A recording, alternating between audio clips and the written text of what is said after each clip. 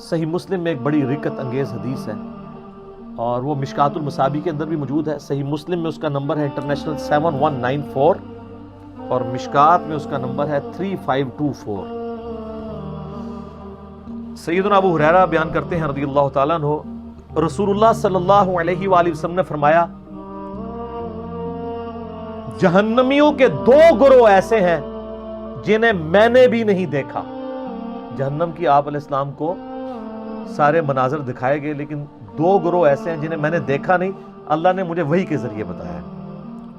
اتنا خطرناک عذاب ہے کہ نبی علیہ السلام کو وہ عذاب دکھایا بھی نہیں گیا.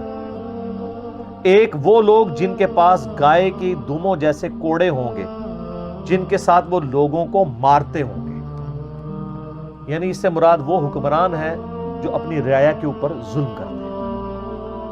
مسلم شریف میں حدیث ہے نا کہ بدترین چرواہا وہ ہے جو ظالم حکمران ہے اور اگر انصاف نہیں کرے گا ایسے پہ جنت حرام ہوگی. بڑا خطرناک معاملہ. اور وہ عورتیں، دوسرا گروہ، وہ عورتیں جو لباس پہن کر بھی عریاں ہوں گی، اتنا چست لباس کہ گویا ننگی ہیں، جسم کی حید واضح. تو یہ ہمیں اپنے معاشرے میں اپنی اسلامی بہنوں میں یہ چیزیں نظر نہیں آ رہی ہیں. ان کے ماں باپ یعنی انٹلیکچولی تو فوت ہی ہو چکے ہیں نا، آپ سمجھ لیں. اگر ان میں عقل ہوتی تو ان کی آخرت کی فکر کرتے.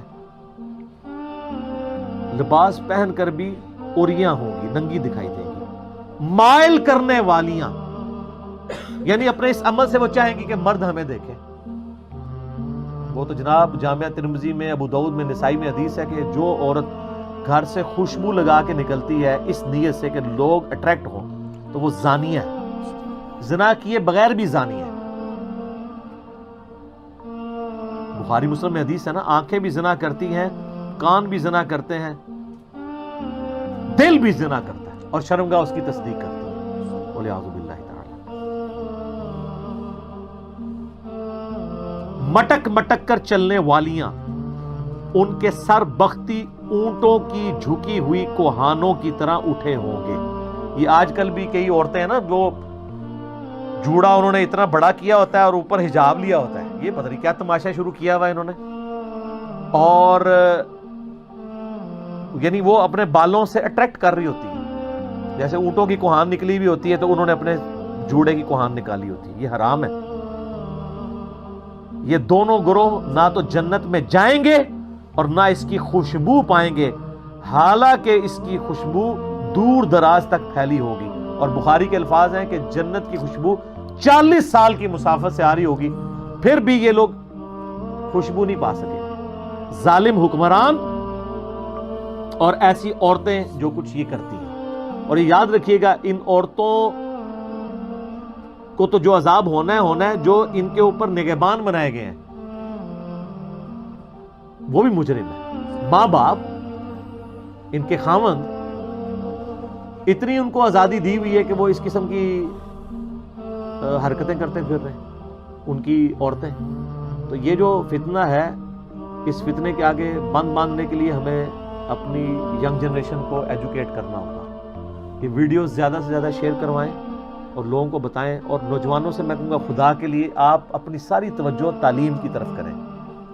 جب تک آپ تعلیم حاصل کر رہے ہیں نا، اس وقت ان ساری فتنوں سے بچیں تو تب آپ کسی کامیابی کا کوئی زینہ طے کر پائیں گے، ورنہ یہ اس میں تو الجھ جاتے ہیں لوگ. اور اس میں ساتھ کہتا ہوں کہ تعلیم کے دوران اپنا مذہبی جو شغف ہے وہ ضرور رکھیں، اچھا ماحول. اور میں اکثر آپ کو پتہ ہے میں ویڈیوز میں کہتا ہوں کہ کالجز میں، یونیورسٹیز میں ہمارے پاس تبلیغی جماعت کی شکل میں ایک نعمت موجود ہے.